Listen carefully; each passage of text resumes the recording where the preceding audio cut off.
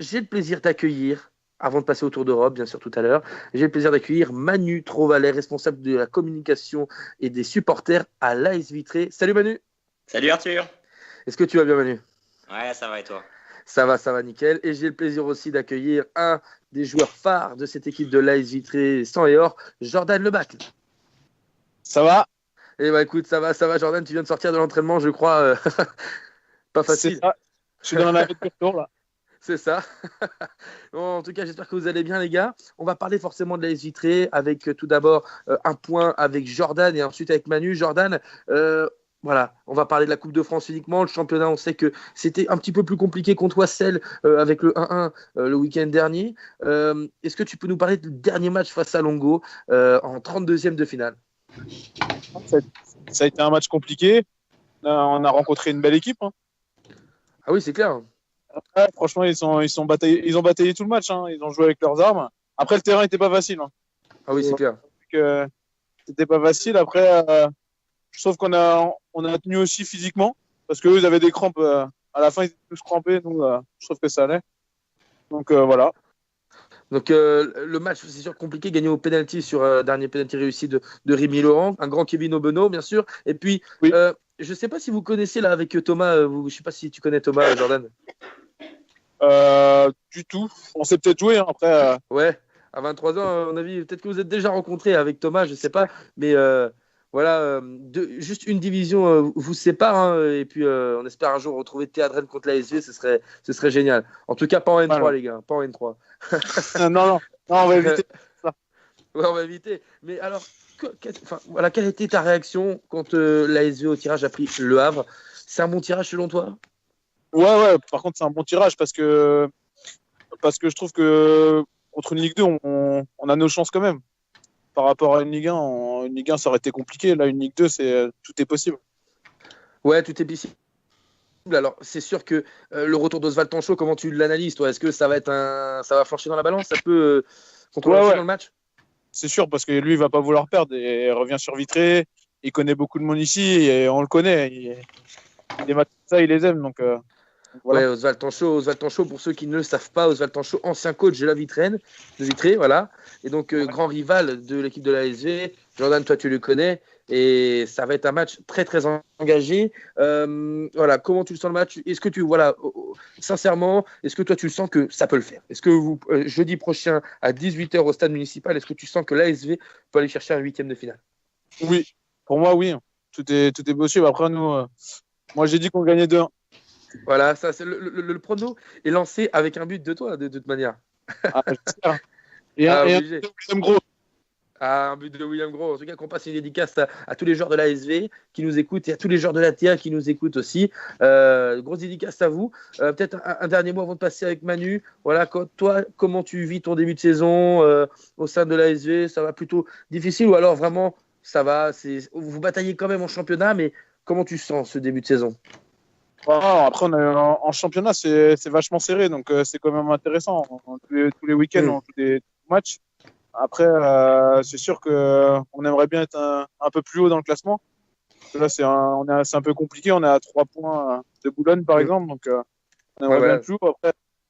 Après voilà, je pense que si on gagne 2-3 matchs, on peut se retrouver quand même pas trop mal, donc il va falloir les gagner. Ouais, il va falloir aller les gagner. En tout cas, merci Jo. On va passer à Manu. Merci beaucoup Jo d'être passé avec nous. Ça m'a fait très plaisir. Et si vous voulez voir Jordan marquer le but du 2-1 à la 95e, vous venez jeudi prochain, là, contre le Havre. Merci à toi, mon Jordan. Merci et bonne récup. Ouais, c'est ça. Salut, mon Jo. Salut. Bonne soirée. Bonne soirée à toi. Manu qui est avec nous, du coup, responsable de la communication de l'ASV et responsable des supporters. Manu, c'est toujours là? Ouais, toujours là. Voilà, ça va, Jordan, il n'a pas dit de bêtises. Non, il y croit, c'est bon signe. Quand tu es joueur et que tu y crois, c'est bon signe quand tu es supporter d'avoir des mecs qui pensent à la gagne. Et maintenant, voilà, on aura une chance sur 2, on va dire, d'y arriver. Et on y croit. On y croit, en tout cas, il y a des commentaires là, sur le live. Lenny, joueur U11 AS Vitry, on va gagner contre le Havre. Lenny qui est là, à mon avis, tu dois le connaître. Franck Lermé qui nous dit Jordan, passage obligé chez Jaffa avant de passer à la télé face au Havre. En tout cas, il va passer chez le Barbier, on ne sait pas. Non, mais en tout cas, voilà. Toi, comment tu sens ce match, Manu? Alors du point de vue sportif, je pense qu'on a notre carte à jouer. Maintenant, après, il y a une organisation qui est derrière tout ça.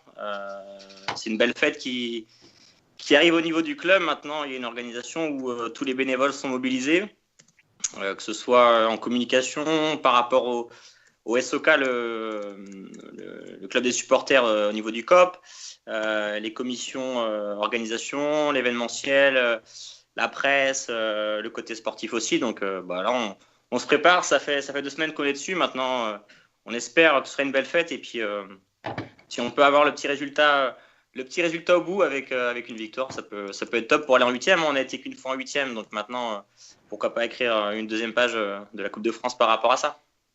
Ouais, c'est clair. Alors, les gars, juste pour avoir une petite réaction, Baptiste, est-ce que toi, tu crois forcément à la LSG? Tu peux dire non, je ne veux pas t'en vouloir, Baptiste. Mais est-ce que vous croyez, vous, les gars, en une victoire de la LSG jeudi prochain, Baptiste? Moi, franchement, je dis pas ça pour te faire plaisir, mais j'y crois parce que en plus, la Coupe de France, voilà, la magie de la Coupe de France à domicile pour Vitré. Mais en dehors de ça, au niveau sportif, même si l'AS Vitré fait pas une saison exceptionnelle, le Havre non plus, ils sont 9e ou 10e de Ligue 2. Ils font un parcours en Coupe de France. Je crois qu'ils ont éliminé Bordeaux au dernier tour. Ouais. Mais je pense que, franchement, qu'il y a la place pour Vitré. Ça va être difficile. Il y a moyen que ça se fasse au tir au but. Mais oui, en tout cas, moi, je pense qu'il y a la place pour Vitré. Fred, toi, tu connais, tu vadrouilles vraiment sur tous les terrains. Tu connais la pelouse par cœur. T'en penses quoi de ce match? Est-ce que Vitré peut passer? Oui, en Coupe de France, effectivement, tout est jouable maintenant.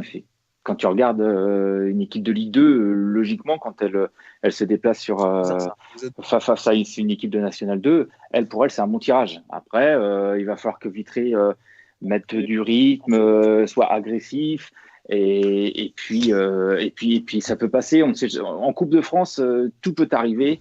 D'ailleurs, j'aime bien le répéter, mais Vitré, quand ils sont allés jouer à l'Ermitage, ils sont passés par un tout petit trou de souris, ils ont fini à 8. C'est vrai. Ils sont passés, et c'est pour ça que la coupe, c'est vraiment particulier. Il peut se passer plein de choses, donc et il faut que Vitré y croit parce que effectivement c'est jouable. Après, il y aura le petit côté aussi qui est rigolo, c'est que Oswald Tanchot effectivement a été entraîneur de la Vitréenne, mais il a été joueur de la SV.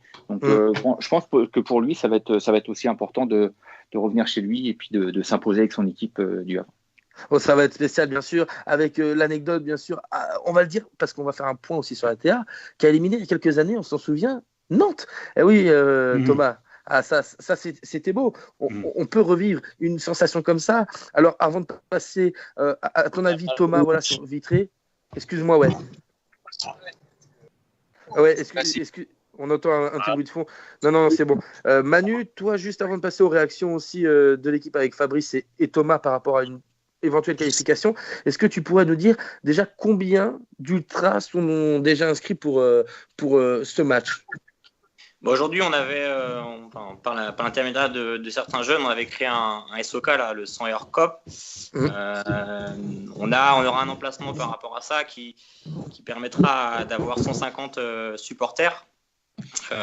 Sur les 150, on aura des petits tap-tap, on aura les écharpes, on aura les enceintes, les mégaphones. On essaiera si possible d'avoir un tifo. C'est pour parler par rapport à la dimension du tifo, mais essayer de préparer et proposer une belle fête avec une belle ambiance, du son, et puis être si possible, comme on dit, le 12e homme par rapport à cette qualification envisageable. Ouais, c'est sûr. Alors, petite question, forcément, Manu, est-ce que toi, tu sens pas que l'horaire 18h, un jeudi, est-ce que ça va empêcher des gens de venir, ou alors non, tu penses pas, ça va le faire quand même? Nous, au niveau du club, on aurait souhaité le mercredi 18h. Ça permettait à tous les jeunes d'avoir leur mercredi après, mais de commencer à préparer l'opposition. Maintenant, jeudi 18h, ça reste jouable pour nos jeunes, peut-être pas pour les parents ou les adultes qui veulent venir, et même pour les supporters du Havre. Maintenant, on joue un jeudi 18h, c'est le jeu. De mémoire, on aura peut-être le tirage avant l'heure, c'est-à-dire que je ne sais plus à quelle heure est le tirage, mais peut-être qu'on le saura avant. Là, aujourd'hui, c'est plus de 2000 personnes qui sont attendues. On essaiera d'avoir les jeunes du club, de mobiliser un maximum de personnes, et puis après... nous, on essaiera de faire de notre possible pour encourager les gars qu'ils accèdent à ce 8e de finale. Ça va être une grande fête. Avant de te poser une dernière question, Manu, je vais demander à Thomas ce qu'il en pense. Est-ce que Vitré, voilà, tu te poses du côté solidaire ou alors tu te poses du côté un petit peu plus pragmatique, tu te dis que Le Havre quand même c'est au-dessus, ou alors voilà, tu restes sous le charme de la Coupe de France, Thomas? Non, mais en tout cas, je leur souhaite vraiment de pouvoir passer ce tour. Ouais, je pense que ça va être difficile, hein. Le Havre, je crois que j'ai déjà vu un match, je crois, où c'était vraiment pas mal. Mais en tout cas, ouais, je leur souhaite de passer. Je pense qu'il y a les moyens. Ils ont de bons joueurs, c'est à domicile. Donc, ouais, il y a moyen, mais je pense que ça va être compliqué quand même. Bah, merci de ton avis en tout cas, Thomas, et on va finir avec Fabrice. Fabrice, toi, t'y crois pas? Si, ça va passer. Je Ça, suis c'est plus bon, ou moins ça, c'est mis. affirmatif. Ouais, j'ai pas envie de me faire virer, donc. Non, mais, on en a plus ou moins parlé. Moi, je trouve que c'est même un bon tirage parce qu'il y aurait pu avoir des équipes de Ligue 2 beaucoup plus fortes, pour moi. Je pense à Brest, Lens, même Lens, et qu'on est des gros clubs, quoi. Mais là, si, je pense que ça peut passer. Et puis, ça fait quoi, deux divisions? C'est pas non plus insurmontable. Non, moi, je pense que ça peut le faire. Pourquoi pas avoir un petit 8e au Horizon Park contre le Stade Rennais, tout parfait. Ça pourrait être génial. Ça pourrait être génial en tout cas. Manu, merci d'avoir été avec nous ce soir. Peut-être un dernier message à passer pour la communauté qui nous écoute. Voilà, de dire venez tel jour, ou voilà, si tu as un petit mot, une petite dédicace à passer, en tout cas, vas-y, hein, Manu. Non, bah, on va dire de remercier en tout cas tous ceux qui participent à cette organisation. Le fait de recevoir, c'est un plaisir pour nous. Maintenant, ça demande du temps et beaucoup de bénévolat. Après, c'est de remercier toutes ces personnes qui sont un peu dans l'ombre, et puis voilà, donner une petite tape au dos à nos joueurs qui doivent faire le nécessaire, parce que même si ça reste une belle fête, souvent quand on a la victoire au bout. Comme disait ton collègue là, Stade Rennais, Horizon Park, ça peut être sympa. Maintenant, je sais que c'est le souhait du président, Guy Guyard. Ce serait bien que pour lui et puis même pour d'autres gens d'arriver à avoir ce petit tirage. Maintenant, il faut passer par cette étape. Sur la partie sportive, je pense qu'on est capable. On a une belle équipe, on a un bon groupe, c'est sain. On a un bon coach, un bon staff. Donc, les conditions seront réunies pourquoi pas créer l'exploit. Maintenant, ça va être faire l'exploit et on sera avec eux du début jusqu'à la fin du match. En tout cas, merci Manu, merci à celles et ceux qui nous écoutent, qui soient de Vitré ou n'importe où dans la France, ils veulent supporter Vitré ou l'ATA. Allez faire un tour sur les réseaux sociaux et puis vous trouverez tout ce qu'il faut pour aller vous rendre au match jeudi contre le Havre au stade municipal, et puis allez supporter aussi l'ATA de Rennes tous les dimanches, tous les samedis, voilà, n'importe quel jour du week-end. L'ATA, c'est très très important, on compte sur eux aussi. Merci Manu et passe une belle soirée et à jeudi prochain, Manu. Merci, avec plaisir, à bientôt. Ciao. Ciao. Voilà, la vie en tout cas, Vitré, c'est possible, mais va falloir cravacher de toute manière. C'est la Coupe de France et ça peut être génial de se retrouver petit pousset. Voilà, pourquoi pas. En tout cas, on va enchaîner tout de suite sur le Tour d'Europe. On a un tout petit peu de retard, mais ça le fait quand même. À toi, Romain. Votre émission Multisport continue. N'hésitez pas à commenter et partager ce live sur vos